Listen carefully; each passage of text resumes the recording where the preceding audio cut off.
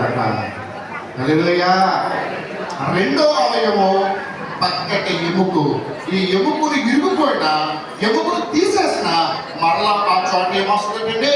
క్రొత్త ఎముక వస్తుంది. హల్లెలూయా.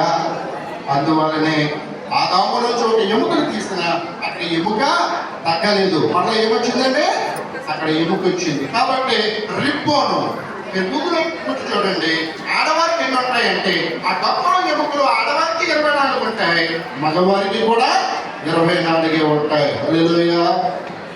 2 రూపాయలు చూద్దాం. హల్లెలూయా. చాలా సంతోషం. ఈ రోజున డేవిడ్ అలాగే జెస్సీ, మరి జెస్సీ విషయంలో ఒక ఆత్మీయ తండ్రిగా నేను సాక్ష్యాన్ని చెప్పగలను. ఎందువల్లంటే మరి ఇప్పుడు నాకంటగా ముందుగా నా గురించి చెప్పిన శ్రీని గారు దాదాపు 30 సంవత్సరాల నుంచి సీలోహో చర్చ్ మినిస్ట్రీస్లో వారు సూపర్వైజర్గా పనిచేస్తూ ఉన్నారు. ఆ నర్సీపట్నం ఏరియాలో పాడేరు వరకు 60 సంఘాల మీద వారిని సూపర్వైజర్గా చేస్తాం. మరి చాలా నమ్మకస్తులు కాబట్టి ఆ నర్సీపట్నంలో అనాథాశ్రమం కూడా వారికి ఇచ్చాం. కాబట్టి మరి ఈ యొక్క జెస్సీ చిన్నప్పటి నుంచి కూడా మాకు తెలుసు. ఆమె చాలా ప్రార్థనా పరురాలు. దేవుడారా, వారి తల్లిదండ్రులు కూడా దేవుడి సేవకులు కాబట్టి అమ్మాయిని చాలా ఆత్మీయంగా పెంచారు. పరిశుద్ధాత్మతో నింపబడిన బిడ్డ.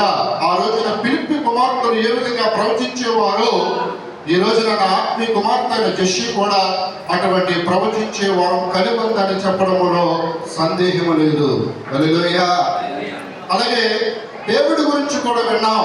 వారి తల్లిదండ్రులు కూడా సేవకులని, వారు కూడా మంచి పరిచర్య చేస్తున్నారని, దేవుడు కూడా మంచి ఆత్మపూర్ణుడని, అభిషేకం కలిగిన వాడని మరి నేను విన్నప్పుడు చాలా సంతోషించాం.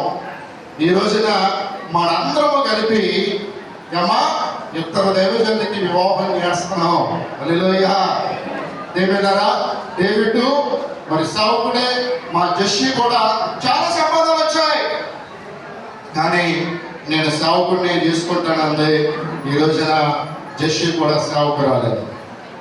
హల్లెలూయా. ఈ సేవకుడు సేవకురాలు దేవుడారా, దావీదు ఈ డేవిడ్ ఆత్మపూర్ణుడు అయితే నా కూతురు నా ఆత్మీయ బిడ్డ జెస్సీ ప్రవచించే బిడ్డ. హల్లెలూయా.